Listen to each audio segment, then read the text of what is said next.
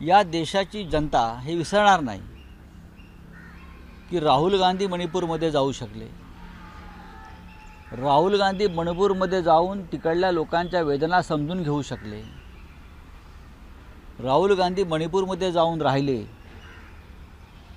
राहुल गांधींनी तिकडल्या निर्वासित छावण्यात जाऊन लोकांची विचारपूस केली. पण देशाचे पंतप्रधान नरेंद्र मोदी हे अद्याप मणिपूरला गेले नाहीत, जाऊ शकले नाहीत. त्याचं कारण काय? तुम्ही अखंड हिंदुस्तान वगैरे जे काय भाष्य करता त्यात मणिपूर येत नाही का?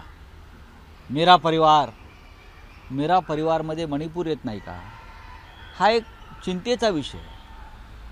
देशाचा पंतप्रधानपदी एक अशी व्यक्ती बसलेली आहे जिला गुजरातच्या पलीकडे देश दिसत नाही. त्याच्यामुळे त्यांना उद्याच्या निवडणुकीत 2024 नंतर कायमस्वरूपी गुजरातला पाठवण्याचा निर्णय या देशाची जनता घेईल. कारण निवडणुका जाहीर झालेल्या आहेत. आणि काल राहुल गांधी मुंबईत आले. राहुल गांधीची यात्रा संपली धारावीत, कष्टकऱ्यांच्या गोरगरिबांच्या भागात. जी जागा मोदींचा मित्र उद्योगपती हडप करण्याच्या प्रयत्नामध्ये, त्या धारावीसाठी हजारो कोटीचं डील झालं आहे, जसं इलेक्ट्रॉल बॉन्डमध्ये झालं आहे. तिथे राहुल गांधीची यात्रा संपली आणि लोकांनी प्रचंड प्रतिसाद त्या यात्रेला दिला. आज संध्याकाळी सभा शिवतीर्थावर आहे. देशभरातले इंडिया आघाडीचे नेते त्या यात्रेला येत आहेत. स्वतः उद्धव ठाकरे, माननीय शरद पवार जे महाराष्ट्रातले प्रमुख नेते आहेत देशातले, हे उपस्थित राहतील. त्याच्यामुळे आम्ही पूर्ण आशावादी आहोत की जे मणिपूरला गेले नाहीत, जे काश्मीरी पंडितांची वेदना समजून घ्यायला गेले नाहीत, ते ह्या वेळेला कायमचे गुजरातला जाऊन एखाद्या आश्रमात बसतील. सर हिंदी में जानना बताइए सर, जिस तरह से राहुल गांधी की यात्रा आपने कहा कि कंक्लूड धारावी में हुई है, उसी को लेके आज बीजेपी की तरफ से एक बुक का लॉन्च किया जा रहा है जिसका जो शीर्ष है बुक का ये है कि कांग्रेस नहीं होती तो क्या होता. कांग्रेस नहीं होती, ये बीजेपी बुक. कांग्रेस नहीं होती तो देश को आज़ादी नहीं मिलती. कांग्रेस नहीं होती तो देश को नेतृत्व नहीं मिलता. पंडित नेहरू से लेकर मनमोहन सिंह तक. कांग्रेस नहीं होती तो पाकिस्तान के 2 टुकड़े नहीं होते. कांग्रेस नहीं होती तो ज्ञान विज्ञान टेक्नोलॉजी तंत्रज्ञान में जो हमने प्रगति की है वो नहीं होती. कांग्रेस नहीं होती तो ये देश अखंड नहीं रहता. ऐसी बहुत सी बातें हैं जो बीजेपी वालों के समझ से ऊपर है. वो समझेंगे नहीं ये बात कभी, क्योंकि वो देश का विचार नहीं करते. वो व्यापारियों का, उद्योगपतियों का विचार करते हैं.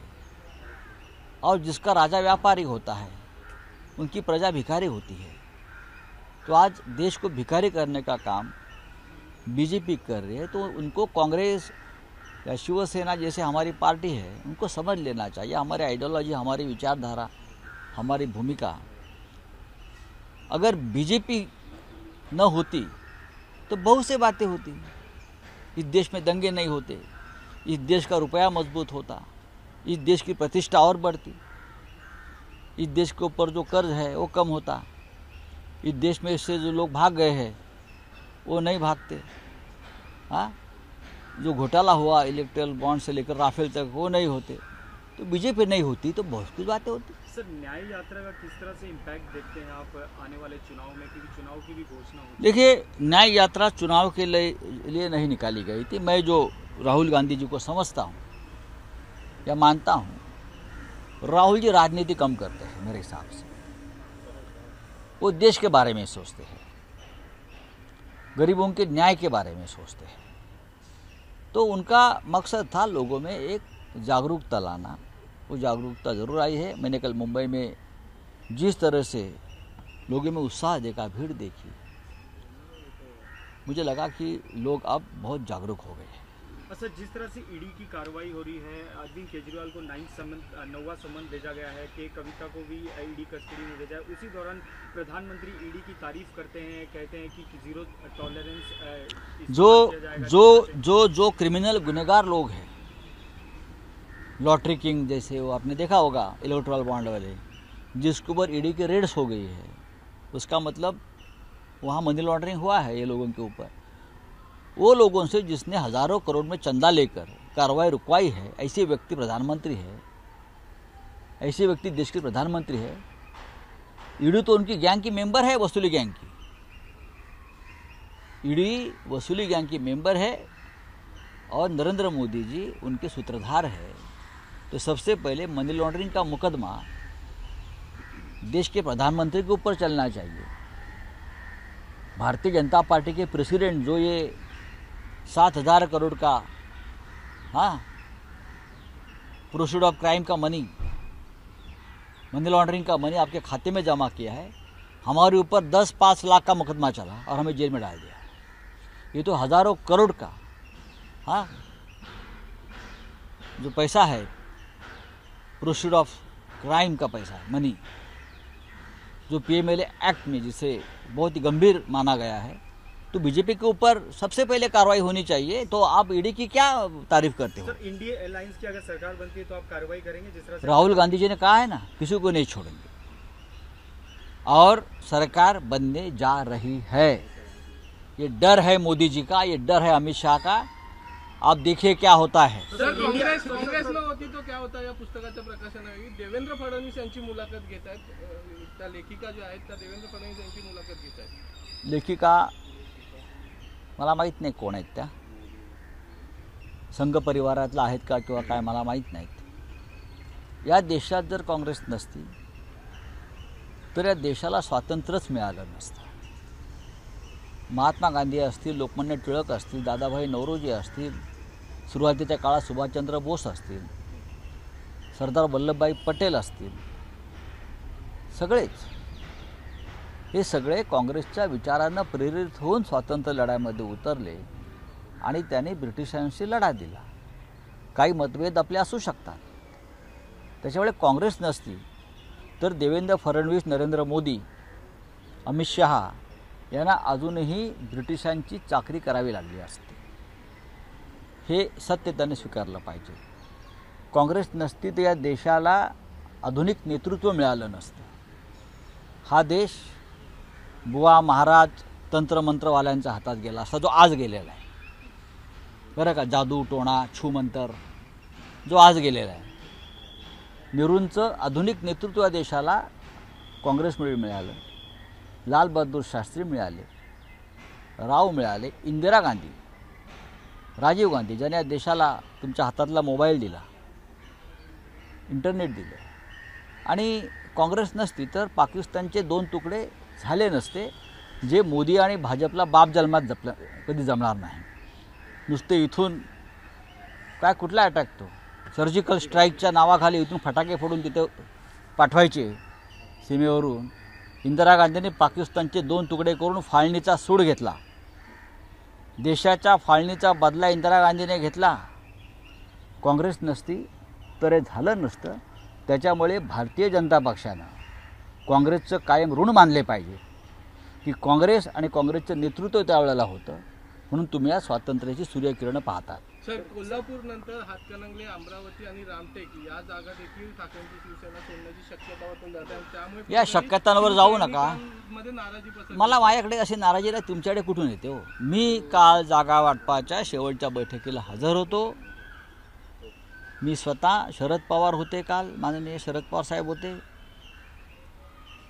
के.सी. वेणुगोपाल, मुकुल वासनिक, रमेश चेंथिला, स्वतः अशोक गेहलोत होते, अशोक गेहलोतसुद्धा काल होते, जयंतराव पाटील होते, फार जितेंद्र आव्हाड, अनिल देशमुख, आम्ही बसलो होतो। आणि रात्री हा सगळा जो काही लहान सहान गोष्टी होत्या जागा वाटपातल्या त्या संपवून आज किंवा उद्या आम्ही घोषणा करू। सर, हिंदी में जाना चाहेंगे, सीट शेयरिंग को लेकर सर कब तक फैसला आ जाएगा? क्योंकि 2 लिस्ट, देखिए हमारा फैसला हो गया है। ये बीजेपी की लिस्ट क्या है वो छोड़ दीजिए। महाविकास आघाड़ी का सीट शेयरिंग का फार्मूला नहीं है। पूरी सीट शेयरिंग 48 सीट्स 48 सीटों की हो गई है।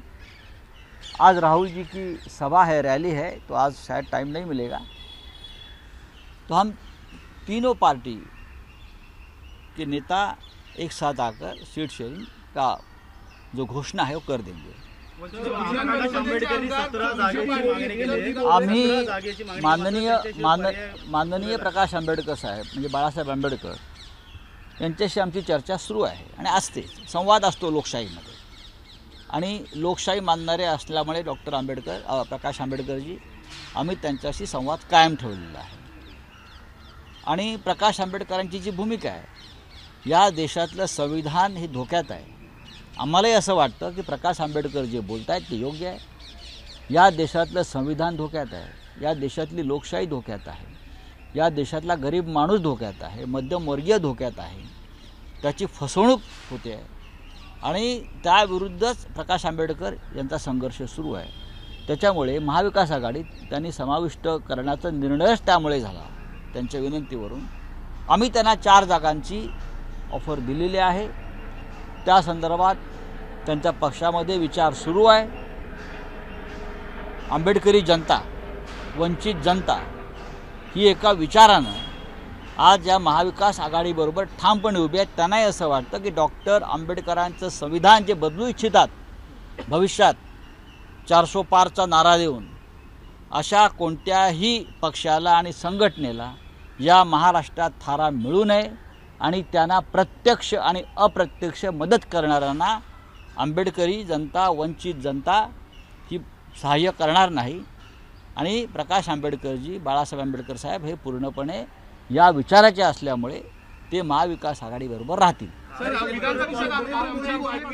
शिंदेच्या शिवसेनेत प्रवेश करणार असल्याची माहिती आहे. रामशा पाडवी यांना जेव्हा विधान परिषदेचं तिकीट दिलं तेव्हा खरं तर उद्धव ठाकरेंनी तिकीट दिलं, कुठे नाराजी होती की त्यांना विधान परिषद असं म्हणजे नाराजी ओढून उद्धव ठाकरेंनी त्यांना तिकीट दिलं होतं. माननीय उद्धव साहेबांनी अनेकदा अशा तळागाळातल्या आदिवासी किंवा इतर कार्यकर्त्यांना मुख्य प्रवाहात आणण्याचा प्रयत्न केला.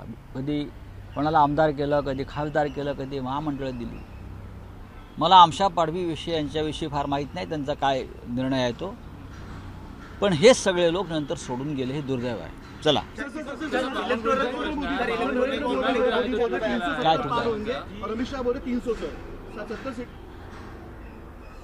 क्या है? नरेंद्र मोदी बोलते 370 पार और अमित शाह का कल का बयान है 300 पार. धीरे धीरे वो 200 तक आ जाएगी. जो सर्वेस आए हैं उस पे क्या वो सर्वे छोड़ दीजिए. India alliance, India bloc minimum 300 seat पर जीतने जा रही है. बीजेपी 220 नहीं पार कर रही है. ये हमारी गारंटी है. गारंटी सिर्फ मोदी जी नहीं दे सकते, गारंटी हम भी दे सकते हैं. महाराष्ट्र में हम 40 सीटें जीतने जा रहे हैं. बिहार में यही आंकड़ा रहेगा 35+ इंडिया आघाड़ी का. यूपी में चमत्कार होगा. पश्चिम बंगाल में ममता जी और कांग्रेस का अलायंस नहीं हुआ है, लेकिन ममता जी इंडिया अलायंस के साथ है. और अमित शाह जी ने अब 300 की बात कही है. जल्दी ही जेपी नड्डा सामने आकर कहेंगे 200 मिला तो भी बस. इलेक्टोरल बॉन्ड को लेकर निवडणूक आयोगाकडून जे नोटिफिकेशन आले आहे त्याच्यामध्ये अजूनही औरंगाबाद आणि उस्मानाबाद असा उल्लेख आहे, ज्या ठिकाणी धाराशिव आणि छत्रपती संभाजीनगर नगर असं उल्लेख असा उद्धव ठाकरेंनी हा निर्णय घेतला होता. संभाजीनगर आणि धाराशिव मुख्यमंत्री असताना. आणि आजही केंद्राकडून आलेल्या नोटिफिकेशनमध्ये औरंगाबाद आणि उस्मानाबाद असेल तर मला असं वाटतं त्याच्यावरती या राज्याचे 1 फूल 2 डाऊटफुल म्हणजे मुख्यमंत्री व उपमुख्यमंत्री आहेत 2, त्याने याच्यावरती भाष्य केलं पाहिजे. आम्ही संभाजीनगरच म्हणतो आणि म्हणत राहणार. आम्ही धाराशिवच म्हणतो आणि म्हणत राहणार. वंचित शिवाय जाण्याचा काही पर्याय नाही. 17 जागा मागितलेल्या आहेत. बाळासाहेब आंबेडकर यांच्याशी आमचा संवाद चालू आहे. डायलॉग, त्यांच्या भाषेत डायलॉग चालू आहे. लोकशाहीमध्ये संवाद असणं महत्त्वाचं आहे आणि तो आमचा संवाद आहे. काल रात्री आम्ही बसून वंचितच्या नव्या प्रस्तावावर चर्चा केली सगळ्यांनी. बाळासाहेब आंबेडकर हे सन्माननीय प्रतिष्ठित नेते आहेत. या महाराष्ट्रातली शोषित, पीडित, वंचित जनता जी आहे, आंबेडकरी जनता विचारांची जी आहे, त्यांची इच्छा अशी आहे की ह्या वेळेला काही करून सगळ्यांनी एकत्र राहायचं. आणि भारतीय जनता पक्ष उद्या जिंकला दुर्दैवाने तर बाबासाहेब आंबेडकरांनी निर्माण केलेल्या संविधानाची ते पूर्ण विल्हेवाट लावून मोडतोड करतील आणि संविधान खतम करतील. देशाचं संविधान खतऱ्यात असताना सर्व मतभेद विसरून आपण एकत्र यावं, सर्व समाजाने एकत्र यावं, ही वंचित समाजाची सुद्धा इच्छा आहे. त्यातले अनेक नेते आम्हाला भेटतात. बाळासाहेब आंबेडकरसुद्धा त्याच विचाराचे आहेत. ते संघर्ष करणारे नेते आहेत. काल त्यांचा प्रस्ताव चर्चेला होता आणि आम्ही त्यांना 4 जागांचा प्रस्ताव जो दिलेला आहे त्याच्यावर ते विचार करतील आणि त्यानंतर आम्ही आमचं संपूर्ण जागा वाटप उद्यापर्यंत जाहीर करू.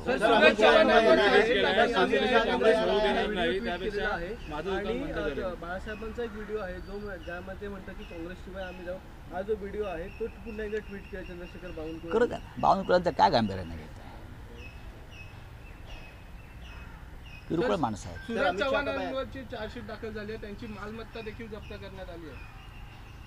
भारतीय जनता पक्षाची मालमत्ता ज्यावेळेला जप्त होईल इलेक्ट्रॉल बॉन्डच्या घोटाळ्यानंतर, त्यानंतर मी सुरेश चव्हाण यांच्या प्रॉपर्टी जप्तीवरती मी बोलेन. माझी पण प्रॉपर्टी जप्त झाली, आमचा काय संबंध आहे? भारतीय जनता पक्षाचं एक्सटेंडेड ऑफिस म्हणजे ईडी आहे ना.